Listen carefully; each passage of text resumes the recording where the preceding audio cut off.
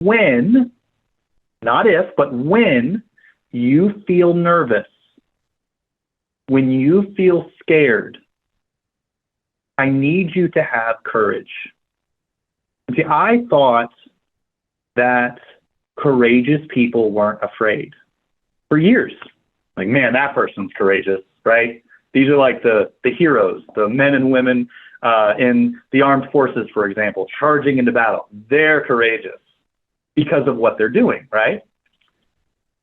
And then one day it hit me that if you aren't afraid, you actually don't need courage.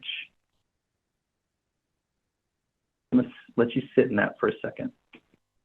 If you're not afraid, you don't need courage. Courage is the decision to do something while you're afraid. And I know it sounds silly, calling leads, oh, you need courage, you're afraid. But that's why some of y'all don't call leads. We do everything else all day. We're busy. We're uploading our documents. We're calling the appraiser back. We're working on our PICRA, right? We got our coffee. We're working. We're calling agents back on our showings. Everything and anything to get in the way of actually calling strangers on the phone. And then we say, I just don't have time. No, you're just afraid. You're afraid of discomfort. And you're afraid of being rejected. And you know what? It's okay. I am too. You just have to decide to be courageous enough to have 2 to 3 minutes of discomfort when you talk to these people. And just understand, be empathetic. Understand, they don't understand your job. They think you're DoorDash.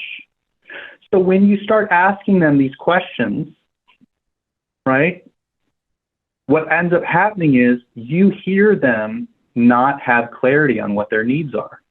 And then as soon as you hear that ignorance, as I said earlier, that fear, that confusion, that misinformation, that's your moment to take on the role of a strong leader.